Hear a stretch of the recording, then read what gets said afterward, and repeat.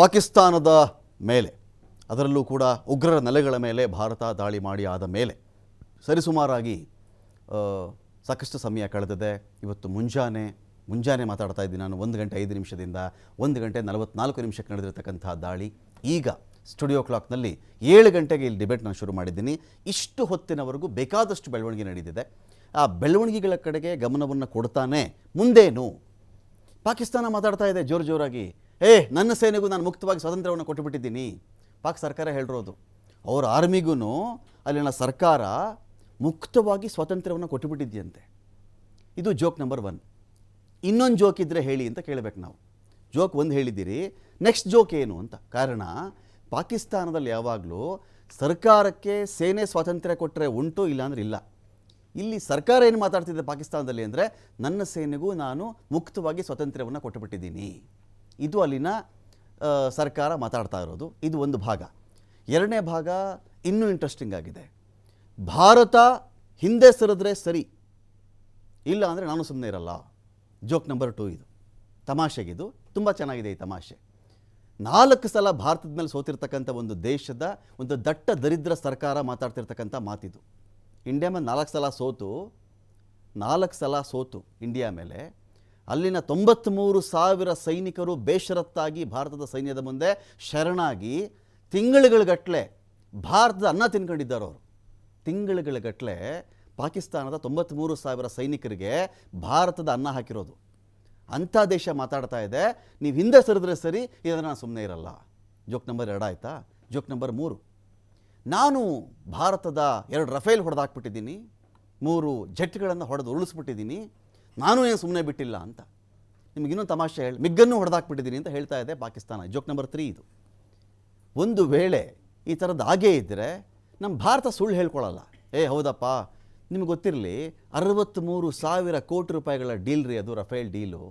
ಅಲ್ಲಿಗೆ ಒಂದು ವಿಮಾನ, ಒಂದು 13-12 ವಿಮಾನಗಳು ಮೊದಲ ಒಂದು ಸೆಗ್ಮೆಂಟಲ್ಲಿ ಕೆಲವು ಬಂದಿವೆ, ಇನ್ನು 10-12 ಬರಲಿಕ್ಕೆ ಬಾಕಿ ಇವೆ. ಇಂಥ ವಿಮಾನವನ್ನು ಆಲ್ರೆಡಿ ಪಾಕಿಸ್ತಾನ ಹೊಡೆದು ಹಾಕ್ಬಿಡ್ತು ಅಂತೇಳಿ ತನ್ನ ದೇಶದಲ್ಲಿ ತನ್ನ ಸರ್ಕಾರದ ಮಾನ ಮರ್ಯಾದೆ ಉಳಿಸಿಕೊಳ್ಳುವ ಸಲುವಾಗಿ ಎಲ್ಲೋ ಯಾವುದೋ ಊರಲ್ಲಿ ಯಾವತ್ತೋ ಮಿಗ್ಬಿದ್ದಿರುತ್ತಲ್ಲ, ಅಪಘಾತಗಳಾಗಿರುತ್ತಲ್ಲ, ಯುದ್ಧ ಅಲ್ಲ, ಆಕ್ಸಿಡೆಂಟ್ ಆಗಿರುತ್ತಲ್ಲ, ಇಂಥ ಆಕ್ಸಿಡೆಂಟ್ ದೃಶ್ಯಗಳನ್ನು ಪಾಕಿಸ್ತಾನ ತನ್ನ ಮಾಧ್ಯಮಗಳಲ್ಲಿ ಬಿಟ್ಟುಕೊಂಡು ನಾನೆಲ್ಲ ಹೊಡೆದು ಹಾಕ್ಬಿಟ್ಟಿದ್ದೀನಿ, ನೋಡಿದ್ರೆ ನಾನು ತಕ್ಕ ಪಾಠವನ್ನು ಕಲಿಸಿದ್ದೀನಿ ಅಂಥೇಳಿ ಮರ್ಯಾದೆ ಮುಚ್ಕೊಳ್ಳೋ ಕೆಲಸವನ್ನು ಮಾಡ್ತಾ ಇದೆ. ಈ ಥರದ ಜೋಕು 3 ಆಯಿತು. ಇನ್ನೂ ಒಂದಷ್ಟು ಜೋಕ್ಗಳನ್ನು ಮುಂದಿನ ಅವಧಿಗಳಲ್ಲಿ ಅದು ಬರ್ತಾ ಇದ್ದಂತೆಯೇ ನಾನು ನಿಮಗೆ ಹೇಳ್ತಾ ಹೋಗ್ತಾ ಇರ್ತೇನೆ. ಜೋಕಲ್ಲಿ ಕೇಳಕ್ಕೆ ಚೆನ್ನಾಗಿರುತ್ತೆ. ಇಂಥ ಟೈಮಲ್ಲಿ ಅದು ಕೇಳಬೇಕು, ಆರೋಗ್ಯಕ್ಕೆ ಒಳ್ಳೆಯದು ಅಂಥೇಳಿ. ಇದೇ ವಿಚಾರಗಳಿಗೆ ಸಂಬಂಧಪಟ್ಟಂತೆ ಇದುವರೆಗೆ ಯಾರು ಮಾತಾಡಿದ್ದಾರೆ ನೋಡಿ, ಆನಂತರ ಈ ಡಿಬೇಟ್ ಶುರು ಮಾಡ್ತೀನಿ. हमारे उकाब झपटे और आनन फानन 5 जहाज, जिनमें 3 रफेल, उनको मार गिराया और उनको ऊंधे मुंह वो कश्मीर पर जाकर गिरे, बठिंडा में जाके गिरे.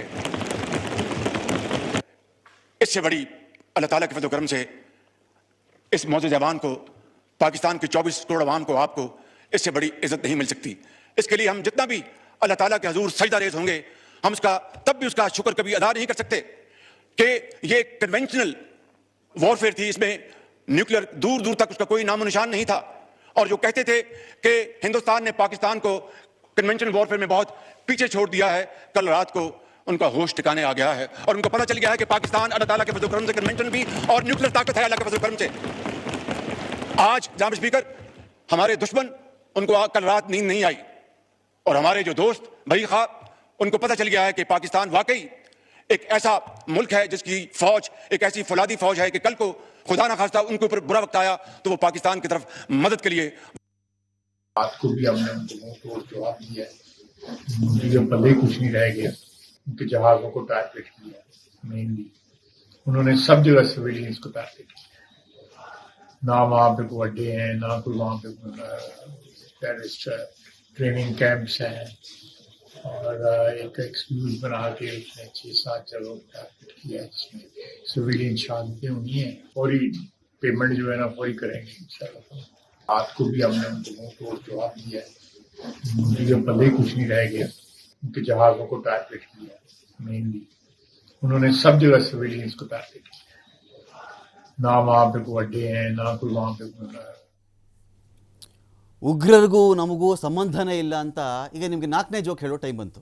4ನೇ ಜೋಕು ಪಾಕಿಸ್ತಾನದ ಪ್ರಕಾರದಿಂದ ಉಗ್ರರಿಗೂ ನಮಗೂ ಸಂಬಂಧನೇ ಇಲ್ಲ, ಉಗ್ರರೇ ಇಲ್ದಿರತಕ್ಕಂಥ ದೇಶದ ಮೇಲೆ ಭಾರತ ಬಂದು ದಾಳಿ ಮಾಡಿದೆ ಅಂತ ಹೇಳಿ ಇದೇ ಪಾಕಿಸ್ತಾನ ಹೇಳ್ಕೊಂಡು ತಿರುಗಾಡ್ತಾ ಇದೆ.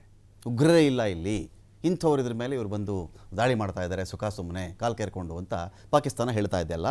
ಅಲ್ಲಿ ಉಗ್ರರ ನೆಲೆಗಳ ಮೇಲೆ ದಾಳಿ ಮಾಡಿ ಉಗ್ರರು ಸತ್ತು ಹೋದರೆ ಅವರ ಅಂತ್ಯ ಸಂಸ್ಕಾರದಲ್ಲಿ ಸೇನಾ ಗೌರವ, ಸರ್ಕಾರಿ ಗೌರವ ಕೊಟ್ಬಿಟ್ಟು ಅಲ್ಲಿ ಉಗ್ರರನ್ನು ಸಂಸ್ಕಾರ ಮಾಡ್ತಿರೋದು. ಆ ಒಂದು ಜೋಕನ್ನು ಕೂಡ ನೋಡಿದ್ವಿ ನಾವು ಇವತ್ತು. ಜೋಕ್ ಯಾವುದಿದ್ರಲ್ಲಿ ಅಂತ ಹೇಳಿದ್ರೆ, ನಮಗೂ ಉಗ್ರರಿಗೂ ಸಂಬಂಧ ಇಲ್ಲ, ಅವ್ರು ಯಾರೋ ನಾವ್ಯಾರೋ, ಸುಮ್ಮನೆ ಆರೋಪ ಮಾಡ್ತಾರೆ ಅಂತ ಹೇಳಿದ್ಮೇಲೆ ಉಗ್ರರ ಅಂತ್ಯ ಸಂಸ್ಕಾರಗಳಲ್ಲಿ ಪಾಕಿಸ್ತಾನದ ಸೇನೆಗೆ ಇರತಕ್ಕಂಥ ಕೆಲಸ ಏನು?